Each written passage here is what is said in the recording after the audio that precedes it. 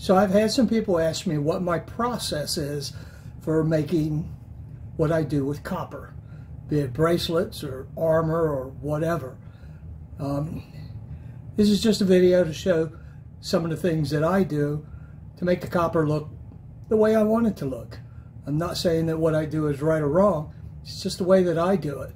There's many educational videos that I use out on YouTube of all the different techniques that people use to make copper. I'm in the very early stages of learning how to work copper, and I hope that my skills improve with time. So the first thing that you need to do when you're deciding to make something with copper is to choose piece copper. I was lucky when I moved in here that the previous owner of the home left a bunch of copper pipes, and I mean the old school copper pipes that are very thick. He probably left 7 or 8 of them, and they were about 10 foot long, and that's all that I've been using since then.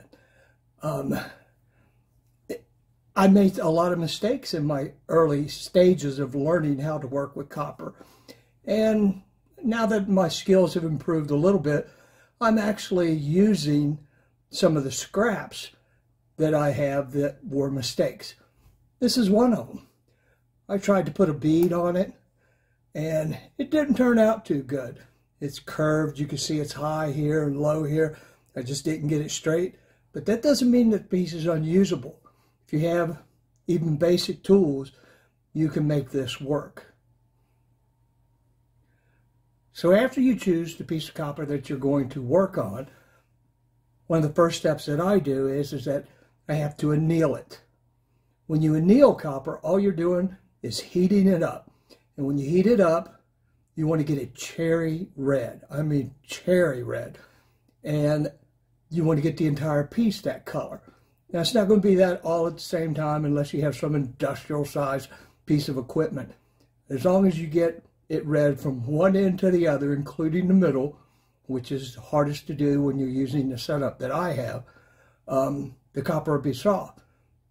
After you anneal it, you place it into an acid bath. There's a special type of acid that you use that's best for copper. You can see here that I'm putting it into my pickle pot, and that's a term that I picked up from the internet when I was teaching myself how to do this. And you let it sit in there from anywhere from 3 to 5 minutes. Once it's finished in the pickle pot, then you move on to the neutralization. You get the acid off of it. You don't want to get this stuff on you, especially in your eyes or your face, your mouth or your nose. Just takes a few minutes to get it neutralized. Then you just use some type of rag to get off all of the contaminants. The reason that you want to get these contaminants off, because as you start working the copper, if there's carbon or dirt or whatever, it's actually going to make impressions in the copper. That's how soft it is at this point.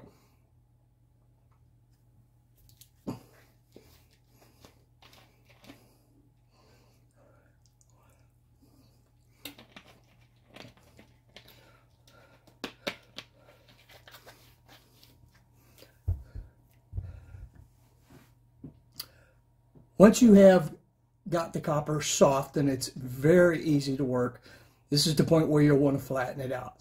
Here I'm using just a regular black rubber mallet and a small, I think it's a 5" by 5" piece of flattened steel as my anvil, and I'm getting that big ridge out of it. Now, unfortunately, with the tool that I have that puts the ridges in it like this, beads as people will call them, my tool is not the best in the world, and it actually leaves little ridges.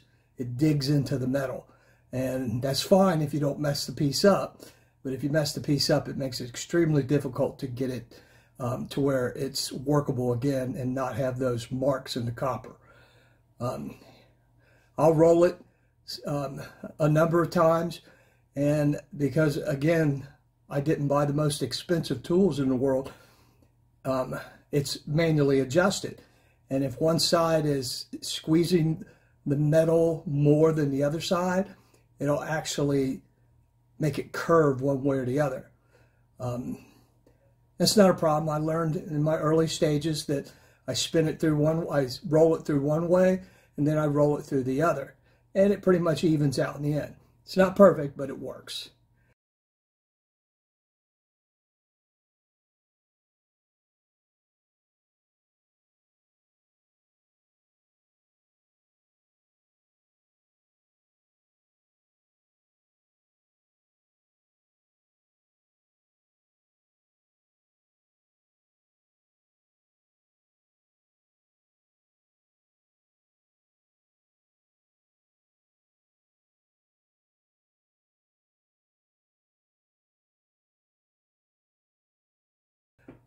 Finally, after we get it rolled flat, I have to mark it to get it square. And all it takes is the simplest of tools. All it takes is a ruler and a marker. Once I get the lines and get it as square as I want it to be, then I just take it to my saw and I cut off the excess.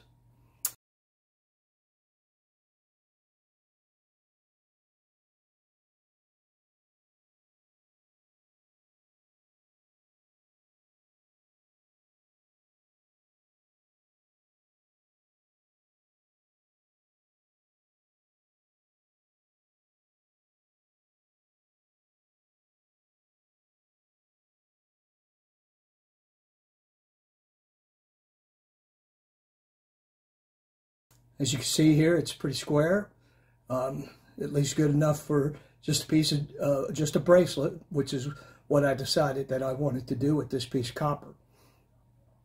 Now that I got it cut, I want to mark the ends to round them off. Very simple. I just have all kinds of things in my garage that I can use as a template to make the ends round, and then I hit the grinder. With the grinder and the sander, I can make the ends as round as I want them to and just keep working it until it looks correct to me.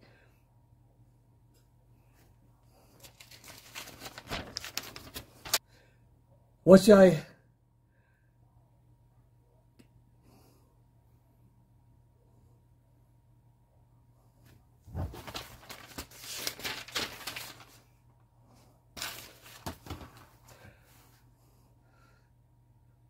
Because this piece of copper that I chose was scrap, I do have to sand it because of those ridges and marks that I was telling you about. And instead of doing both sides and making the copper very thin, which makes it difficult to make it retain its shape, I only sand one side. And at one point you can see me looking at the front and the back of the copper to see where the ridges are. I want the side where the ridges are sticking out as opposed to the ridges being indented in. If they're sticking out, I have to sand away far less of the copper to get to a surface that looks good. Sanding takes a long time and it's very boring, so I'll speed this up. All I can say is that you sand and you sand and you sand and you sand and you sand.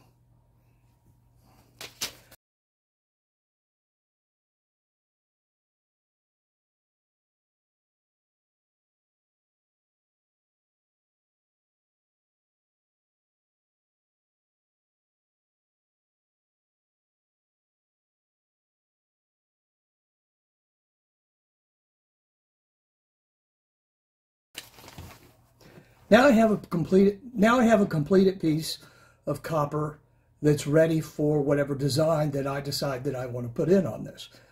In this case, I decided to make this design.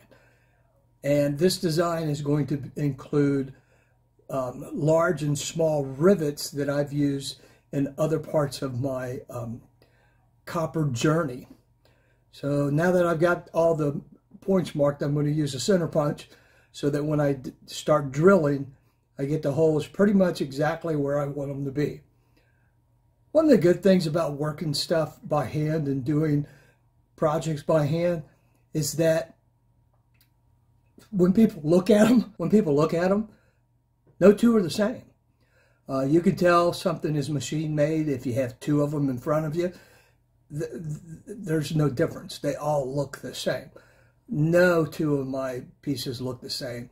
I'll include some pictures so that you can see the various degrees of difference in common ones that I've made in the past.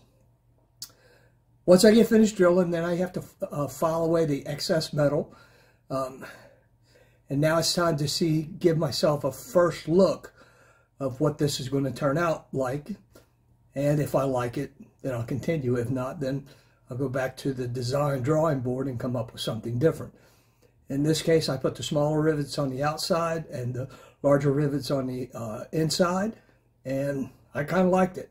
I hadn't made anything like this before, so I went ahead with the design that I had come up with in the first place. Here's a first look. Now it's time to put the rivets on.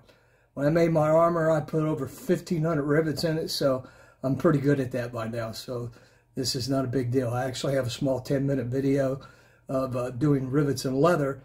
It's not much different when it comes to putting them in copper.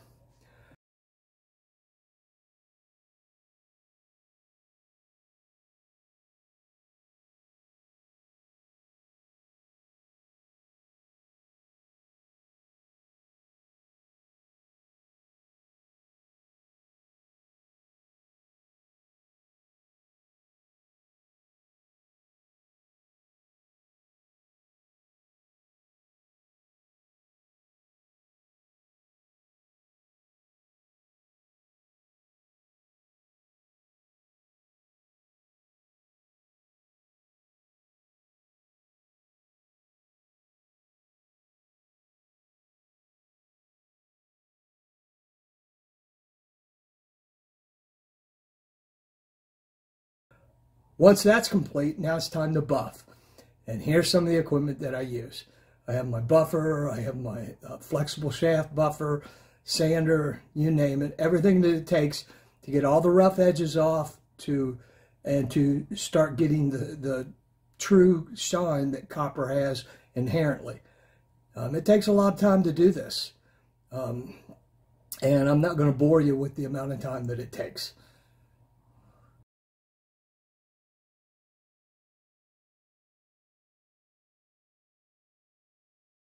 So once you have a completed product, it's almost in the shape of a bracelet, but it does take final shaping. Some of the tools that I have to use include my double face soft hammer. I use the black side in the early stages because it kind of mars things and leaves. I use the black side in the early stages because it kind of leaves black marks on it. It's irritating. But when it comes to the final shaping, I use the yellow side. It leaves small little smudges, but it doesn't mar the metal in any way, shape, or form. It doesn't dent, as long as you don't hammer too hard. And I'm trying to get it to where it fits my wrist. Now, I've had a lot of people say, "Oh, it's too big, I can't wear it," blah, blah, blah. I'm sorry. The only person that's here when I make this stuff is me, and I have two wrists, so it fits one or the other. I try to make some smaller, but normally I make them to where they fit my wrist. So once the final shape is done, we'll go ahead and give you a look at the finished product. Again, this was just a copper pipe that a tenant that owned this house 15 plus years ago left here. And I'm taking that copper pipe, and from the mistakes that I made on it in this case, I'm working it again and coming out with a product like this. Hope you enjoyed the video. If you want some more information that's more in depth and from people who are far better at working copper than I am, just go out on YouTube. You can find a billion videos out there about how to work copper. Thanks.